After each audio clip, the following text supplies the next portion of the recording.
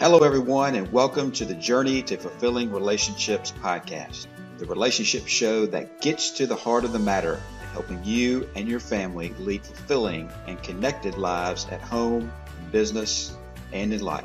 To listen to other shows, please visit us at journeytofulfillingrelationships.com. Thanks for joining us and enjoy the show.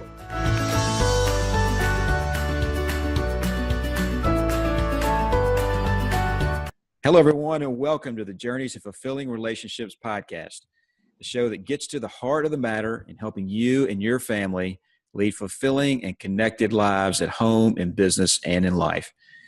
I'm your host, Tagg. I'm a relationship empowerment coach, educational consultant, and speaker. You can find out more about my work at taylortagg.com.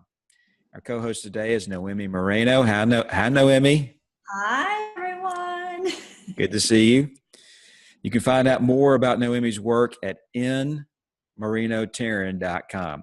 She is also an educational consultant, national trainer, and coach, and a good coach at that, I might add. Our guest today is Dr. Brian Dunican. Now, Brian is a North Carolina native, is president and co-founder of the Center of Innovations and Influence. Brian has an extensive medical products background with an expertise in production, operations, and change theory. Brian has a Doctorate of Education in Organizational Development. He's a lifetime learner who believes in the power of education and continuous learning inside and outside of traditional institutions.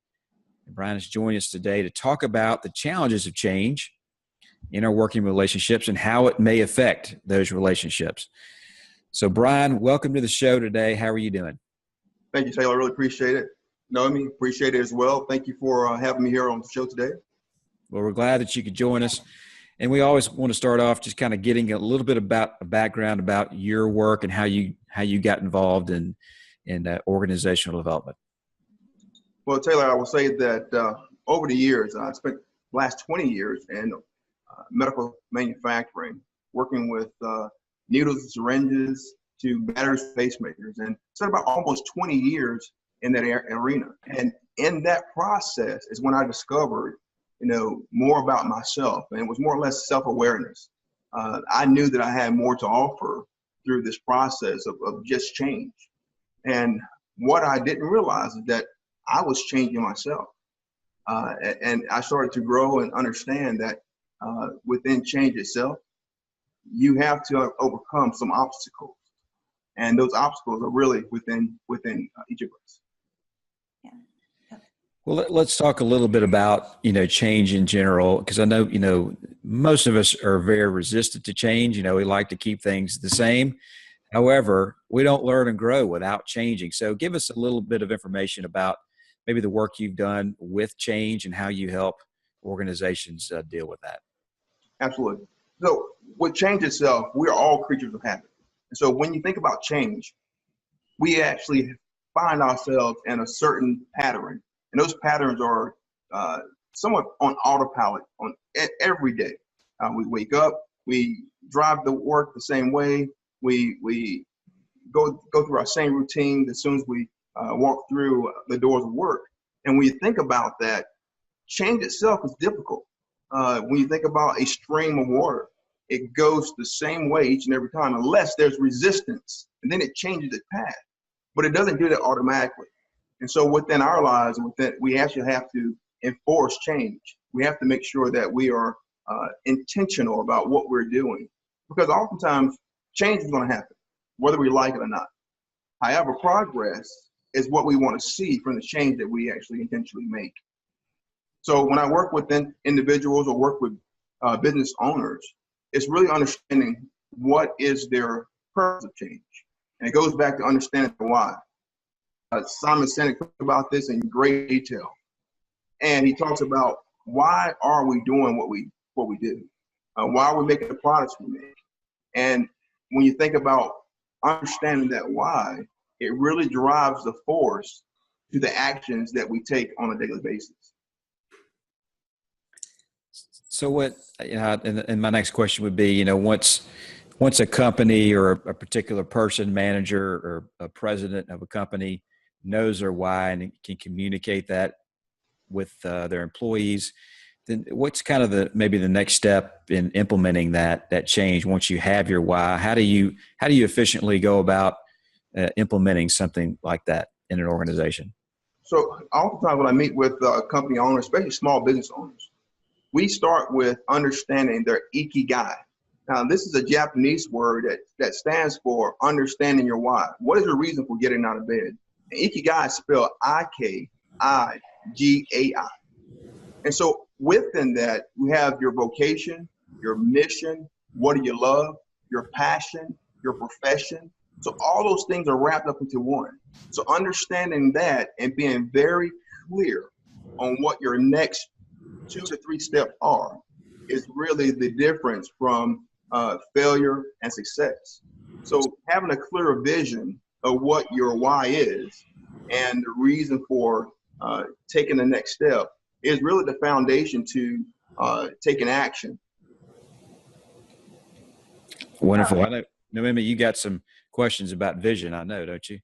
Well, I have a lot of questions. I have the privilege and the opportunity to look at your website, and I find it amazing, all the things that your business has to offer, the consulting and the coaching piece of it.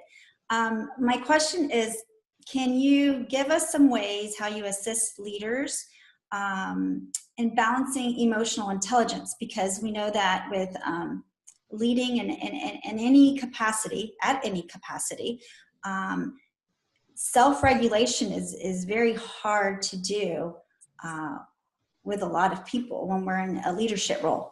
How do you, or what kinds of tips do you give to those in those roles to better themselves with emotional intelligence and finding balance with it?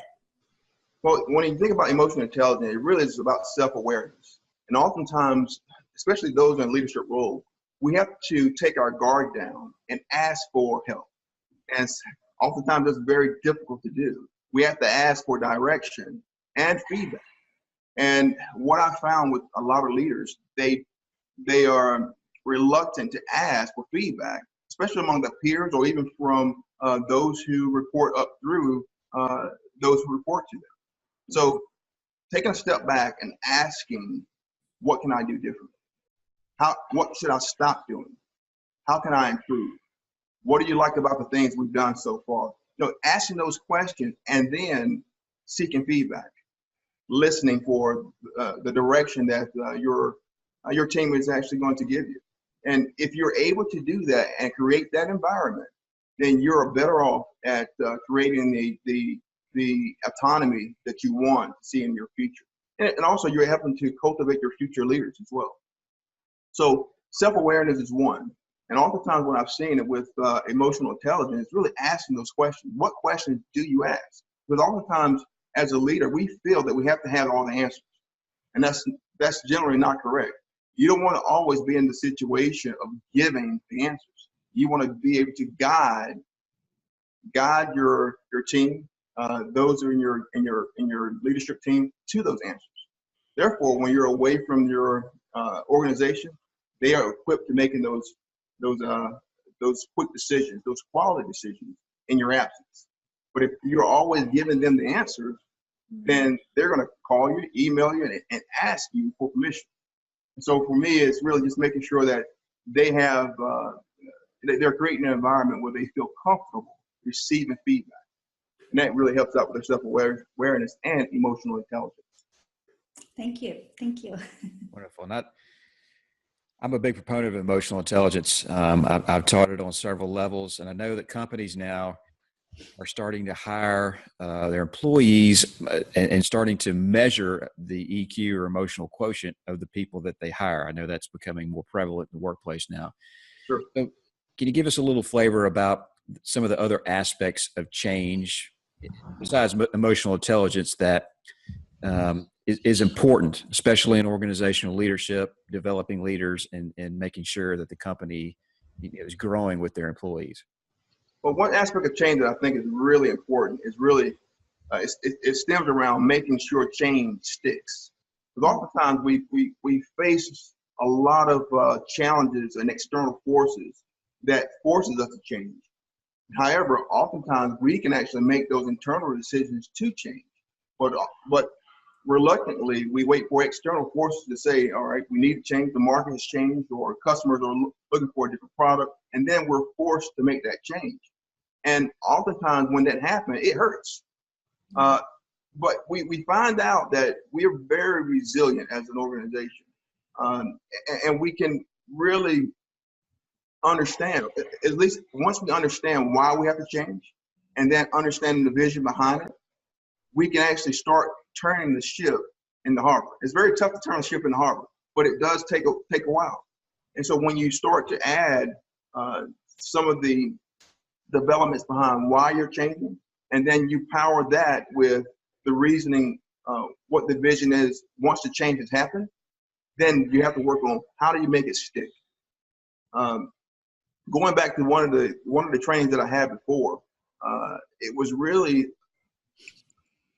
implementing change in an environment around sustainability. So this particular plant wanted to increase their sustainability by going 100% landfill free. So when you think about that, that's pretty a large undertaking. But to do that, you have to make sure that you implement things that are happening well within your facility. So we started to look at the bright spots. You know, what are we doing right now with recycling? And so we found out that we had some good habits already implemented. So we highlighted those areas, and so over a 6 week period, we began to measure those areas that were actually performing well with sustainability. And once we started to highlight that, we started to create a movement around how do we make sure that we can continue on with this positive goal. And so we highlight those bright spots, and it made it easier for other areas that were not as, they were pretty complicated as far as food, things in the restroom that would be also disposable, and where to place those type of items. But over a course of a year, the plant became 100% landfill free. So what type of organizations do you mostly work with? So my go-to has been manufacturing. That's where I spent most of my 20 years there. But I've also worked with change on the educational side as well. I love small business owners. The reason why I love small business owners is it can be a surprise for them. Sometimes they work with family members, and next thing you know, they're growing exponentially, and then they're finding themselves in a situation where they have to hire external candidates. And so that hasn't been the plan of the past. So they're looking for candidates just like them. And oftentimes that can be very scary or intimidating to go through that process of hiring folks you don't know. So I really love working with small business owners because oftentimes their success happens over time, and they're in a situation where they need help. And sometimes they don't know how to ask for it. Thank you. Thank you. That's excellent. And I want to go back to the process.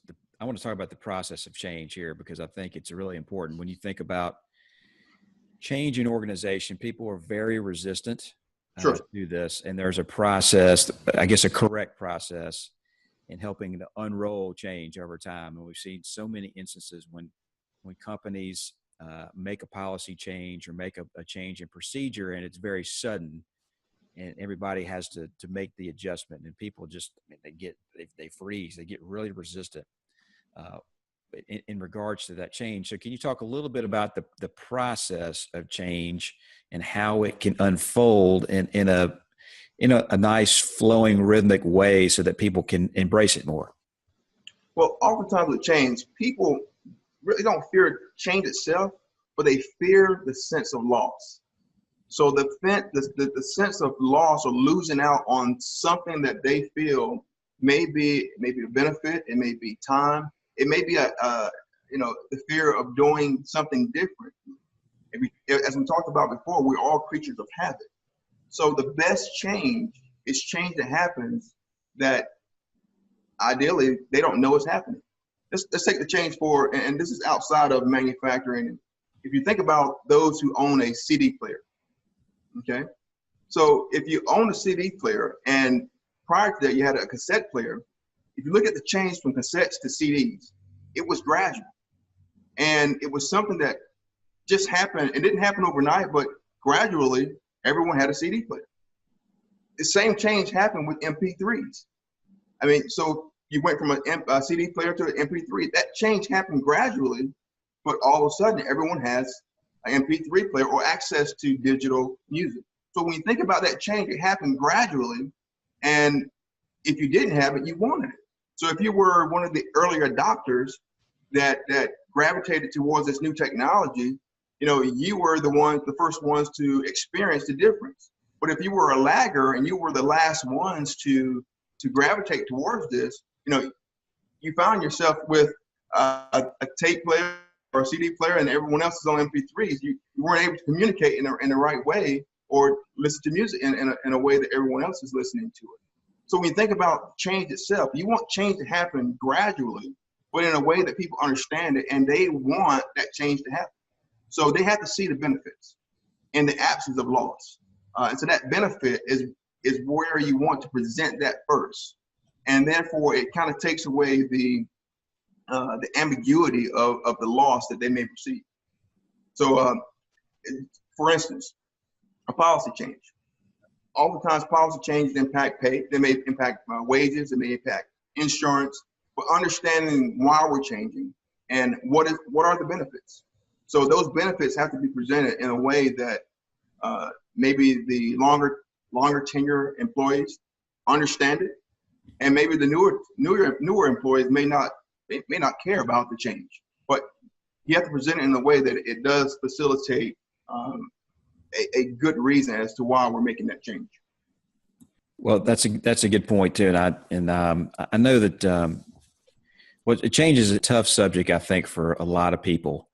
And change it's going to happen, right? We just have to be able to roll with it and really embrace it. I think embracing change is a new concept for people, because we try to keep things the same until we have to change. Sure. And so I think that's a real key point there. I think there's a point. If you look at the line of change, you kind of go through the grief process. You know, you go through your shock, you go through denial, and then there's a point where you acquiesce. You somewhat you stand on the line of accepting or not accepting. So you acquiesce towards this change, and then you go through the acceptance phase. But the acquiescence phase is where you're trying to figure out whether this change is right for you. And although that doesn't exist today, but I believe that is a thought process that we go through when we go through change. So speaking of change, what suggestions can you give, or how do you guys help in the education world with teachers and administrators? What are some ways to support educators with what your consulting business does? So when you think about education overall, education has changed. And you think about the world and technology that we have. If you go back, let's say go back 50 years ago, if you look at classrooms 50 years ago, you look at classrooms now, they look very similar. Although technology is around, seating is very similar. There's a teacher in front of the room who's lecturing students. So when you think about the way our classrooms are set up, they are very similar.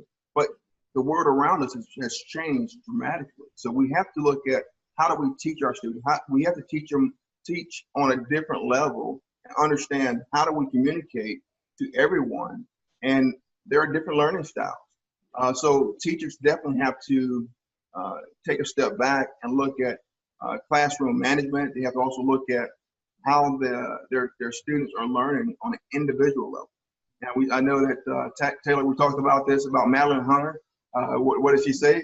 You know, children don't care how much you know until they know how much you care. And so that's one of the things that we have to understand. And teachers, it's a mission. It is definitely a calling, a mission. It's not a job. And certainly, you know, understanding the kids of the day.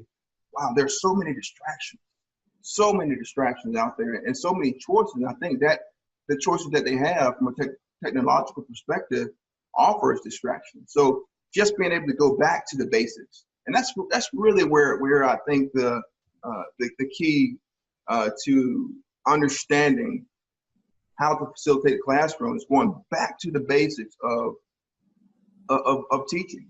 I'll give you an example. I was working with a third grade class And we have this program called Odyssey of the Mind. And oftentimes, we have the practice sessions after school. So the kids have been in, third graders have been in class all day long. They're rambunctious, they're ready to go home, and we have them captivated for an hour. So 15 minutes into our program of training, they just didn't want to listen.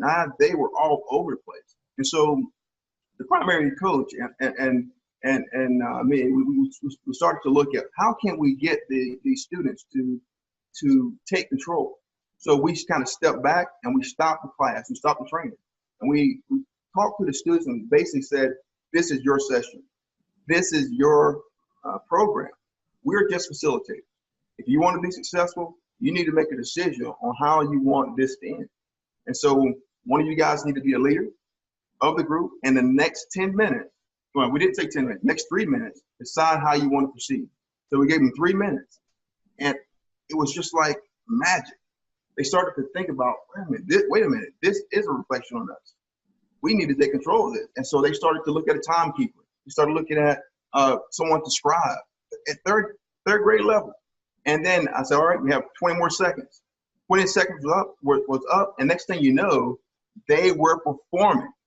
So they took it upon themselves at taking the ownership of making the next step, making the decision, because they knew it was a reflection on them. So once we took the ownership away from us and placed it on the students, they took control. And I'll tell you what, it was just phenomenal to see that happen. Awesome. Thank you. Yeah, that's probably good exercise for adults too. You know, if you. Yes, definitely. Well, for people, our listening audience, Brian, who wants to find out more about you and your work and consulting business, how can we find you? Absolutely. You can reach me at www.cii-leadership.com. And therefore, you can actually reach me by email there, and or email me at bdunican.cii@gmail.com. Okay. And one last question, Brian, do you travel around the nation to support what you're doing and what your vision is?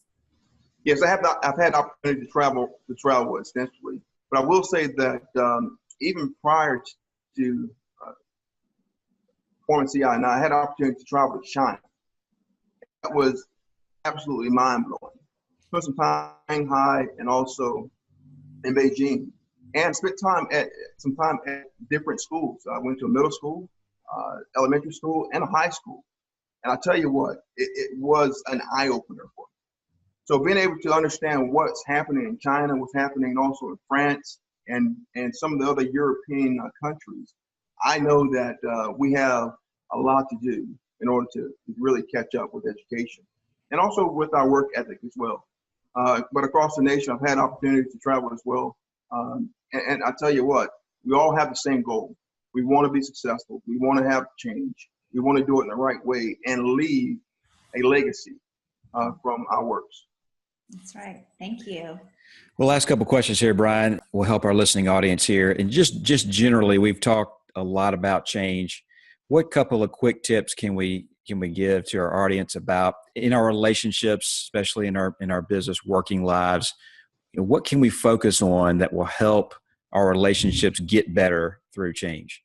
Great question, Taylor. I would say that changing for the sake of change, we want to make sure that we're changing for a purpose. We have to be intentional about what we're changing for. We have to be clear, concise, and make sure that the change that we're implementing has a meaning, has a purpose, and why are we doing it? So taking a step back to understand those reasonings certainly gives us the foundation to be more successful, but also starting with ourselves. Because oftentimes I was talking about this earlier, I was at a seminar this past weekend, and one of the speakers talked about the changes that he's made in the past. Some were good, many were bad, but he was present for every single one of them. He was present for every decision that he made. And when you think about that, we all are. Our decisions that we make, the changes that we make, we're present for every one of them. And so oftentimes we make those decisions in a silo, it can have negative consequences. So it's good to bounce those changes, those ideas off your trusted committee, your trusted team, to make sure that you're going in the right direction. Oftentimes, you look at your competition, you can look at things that are happening in the market as indicators, but oftentimes the change that you make, it comes from a deep place within your heart. But also, you have to look at your facts. You have to look at your progression. And we use this term in industry. It's called the PDCA cycle. Plan, do, check, act. So when you look at those type of things, the planning, you want to make sure your plan is succinct. You make sure that it's customizable and it can fit your change platform. Your PDCA cycle, your D stands for do it. You have to go out there and do it. Put your hands on it. Make sure that what you're doing makes sense. Check what you're doing. Make sure your results, or you're receiving the results that you want to receive, and then act. Continue to act on it. So that cycle continues to go in a way that you make sure that you're improving and make sure you're progressing in the right direction. And again, your organization is the Center of Innovations and Influence, and people can get in touch with you and learn more about you, Brian. And the last question, which is a Journey to Fulfilling Relationships original, is what makes up the heart of your work? What helps you get out of bed every day and go do what you do? What is it about what you do that helps people and that drives you to success? Many years ago, is understanding how people work. I love to see people motivated to understand their purpose. And I love to see them stretch for the goals that they're trying to attain. And helping them to facilitate meeting those goals is certainly fulfilling for me. So that's the reason why I get out of bed in the morning. That's my ikigai. It really is seeing others succeed and seeing them do so. And oftentimes when they call back and say, you know what, the thing that you said the other day really resonated with me. And, I utilized that program and it worked. And so when I hear those type of comments, it really is gratifying for me. I can tell you, I was with a founder of a startup, and he had some difficulties giving feedback to some folks that he had just hired. And I said, you know what, before you hire anyone else, the first thing I would suggest in meeting with them on their one-on-one is ask them this one question. How do you like to receive your feedback? Oh. So when you think about that, they're going to answer that question. And once that time comes, you bring that conversation back up. And you basically say, you remember the conversation we had on how to receive your feedback? Here's an opportunity. And therefore, they have given you permission to give them feedback. And it sort of breaks down that barrier and opens up that conversation. And so once you do that, we're definitely making the world a better place and therefore success overall. That's awesome. That is awesome. Yeah, I never thought about asking how you want the feedback. So that's great. It's a good tip. We'd all be better off if we just asked people how they want their feedback. When relationships work out a little better in that way. Absolutely. That can happen among your marriage, dating. It can happen in a bank. It can happen anywhere. Well, again, Brian, thank you for joining us today on the Journey to Fulfilling Relationships. We appreciate you being on the program. Thanks for joining us. Thank you so much for your time, Brian. Noemi, thank you. Taylor, thank you. You bet. And again, we'll see you soon for our next amazing story. That's right. Bye for now. Thank you for listening to this episode of the Journey to Fulfilling Relationships. Please visit us at journeytofulfillingrelationships.com. We'll see you soon for our next amazing story.